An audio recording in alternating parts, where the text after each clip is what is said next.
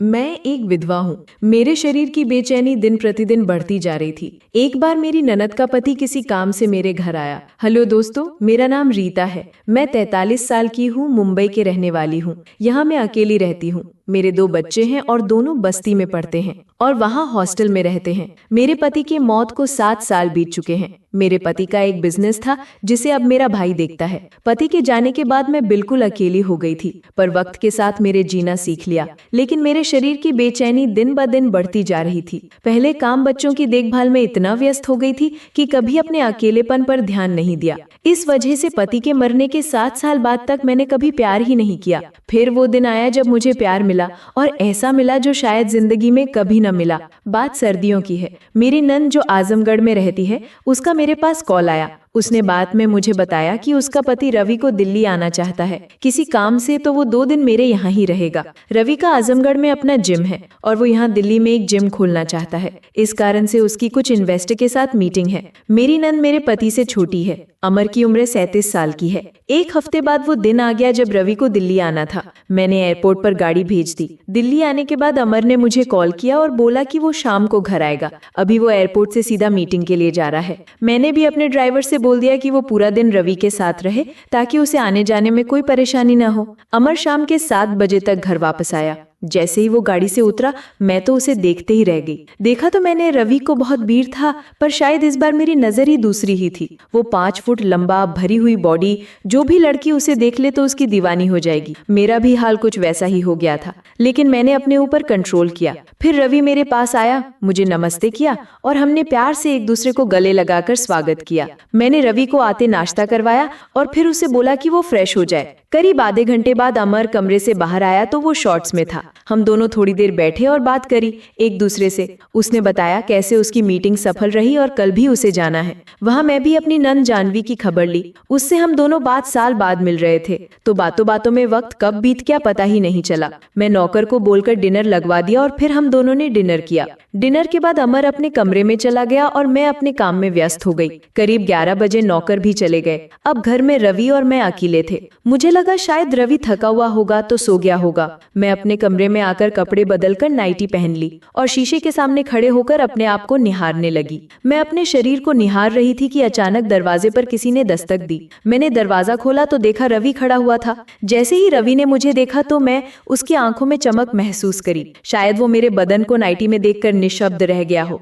फिर कुछ देर बाद बोला, माफ करना भाभी, मुझे नींद नहीं आ रही थी तो सोचा आपके साथ बैठकर बात कर लूं, पर अगर आप सोना चाहती हो तो कोई नहीं, हम कल बात कर लेंगे। मैं बोली, अरे नहीं रवि, मैं तो बस ऐसे ही रूम में आ गई थी, चलो बाहर बालकनी में बैठकर बात करते हैं। रवि से मैंने वाइन के लिए पूछा तो उसने हाँ कर दी और मैंने वाइन 2 ग्लास में डाली और बाहर बालकनी में बैठ गए हम दोनों की कुर्सियां एक दूसरे के बराबर में थी। रवि ने अपने ग्लास से एक घूंट भरा और फिर बोला, भाभी, आपको देखकर हमें सच में बहुत हिम्मत मिलती है। सोचता हूँ कि कैसे आपने सब कुछ खो देने के बाद भी खुद को बिखरने नहीं दिया, एक पल के लिए नहीं। आपने ना सिर्फ खुद को संभाला बल्कि घर, बच्चे, कारोबार सब कुछ अपने हाथों में ले लिया। मैं और जानवी, हम दोनों हमेशा आपको देखकर गर्व से भर उठते हैं। मैंने मुस्कुराते हुए जवाब दिया, अमर, जिंदगी का नाम ही यही तो है ना, कोई चला जाए तो दुनिया थम तो नहीं जाती। दर्द होता है, एक बहुत बड़ा खालीपन छूट जाता है, पर उस खालीपन के साथ ही सांस लेना सीखना पड़ता है। अपने आप को संभालो और फिर से चल पड़ो,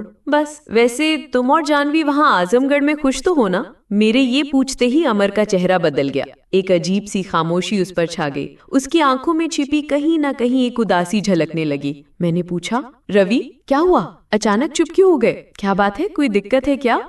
तुम लोग वहाँ खुश नहीं हो? अगर कोई परेशानी है तो मुझे जरूर बताओ। आखिर केशव के जाने के बाद तुम दोनों ही मेरी जिम्मेदारी हो। रवि ने वाइन का एक और घूंट लिया, जैसे उसे अपनी बात कहने के लिए हौसले की जरूरत थी। फिर वो बोला, नहीं भाभी, ऐसा कुछ नहीं है, सब कुछ तो बहुत अच्छा चल रहा है। जानवी वहाँ बिल्कुल खुश है और अब तो हमारा बेटा भी है। उसने तो हमारी खुशियाँ और भी बढ़ा दी हैं। मैंने उसकी आंखों में झांकते हुए पूछा, और तुम, क्या तुम खुश हो रवि? वो थोड़ी देर चुप रहा, जैसे अपने शब्दों को तौल रहा हो। फिर धीरे से बोला, पता नहीं भाभी, बेटे के आने के बाद से जानवी बदल सी गई है। उसका सारा ध्यान, सारा प्यार, सारा समय बस बच्चे के इर्द गिर्द ही सिमट कर रह गया है। वो प्यार, वो दुलार, वो तवज्जो जो मुझे चाहिए, वो अब मुझे उससे मिल ही नहीं पाता।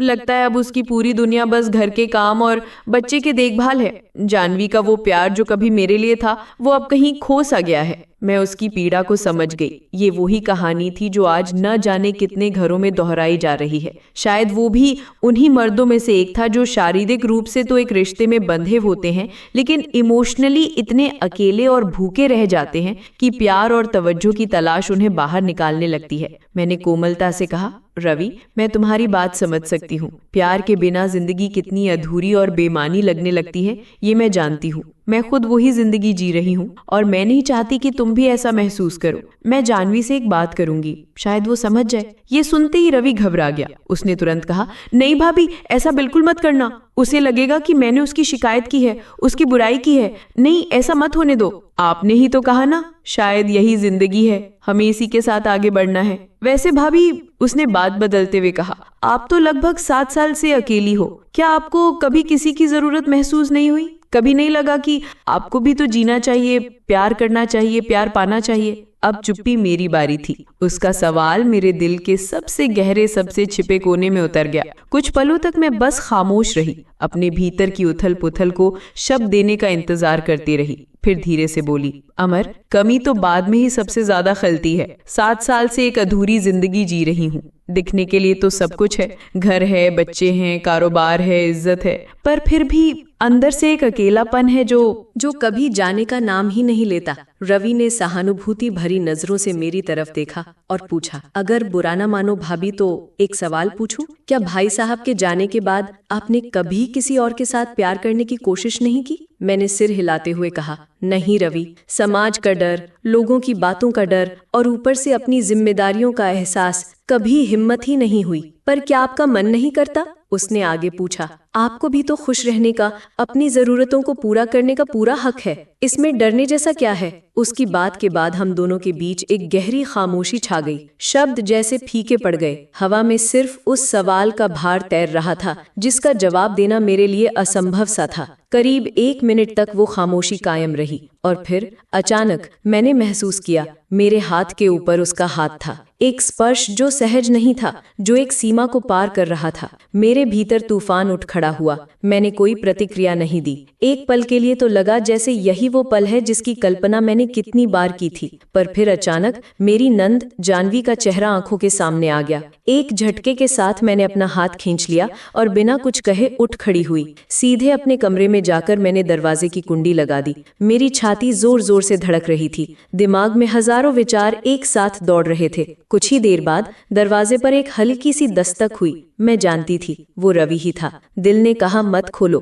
पर शायद जिस्म ने माना नहीं। कुछ देर संघर्ष करने के बाद मैंने दरवाजा खोल दिया। रवि बाहर खड़ा था। उसके चेहरे पर शर्मिंदगी और पश्चाताप का भाव साफ झलक रहा था। माफ कर दीजिए भाभी, उसकी आवाज में कंपी थी। मैं आपका दिल दुखाना नहीं चाहता था। पता नहीं क्या हो गया मुझे, मैं समझ नहीं पा रहा हूँ। आप मुझे माफ कर दीजिए। वो बोले जा रहा था और मैं बस उसे देखे जा रही थी। और फिर बिना सोचे समझे एक अचानक की हरकत में मैंने उसे गले से लगा लिया। शायद मेरी इस हरकत से वो हैरान रह गया, पर कुछ ही पलों बाद उसने भी मुझे अपनी बाहों में भर लिया। उस रात करीब 7 साल बाद मुझे इतनी गहरी और सुकून भरी नींद आई, जैसे कोई बहुत बड़ा बोझ उतर गया हो। वो कुछ दिन और रुका। हमने खूब बातें की, हंसे और उन पलों को जिया। जब वो जाने लगा तो दिल बहुत भारी हो गया, पर शायद जिंदगी ऐसे ही अनचाहे विदाइयों से भरी पड़ी है। उस दिन के बाद से रवि और मैं अक्सर बात करने लगे। आज भी 3 साल बाद हम उतनी ही करीब हैं, शायद उससे भी ज्यादा। एक अलग ही तरह का रिश्ता है जो शब्दों में बांधा नहीं जा सकता।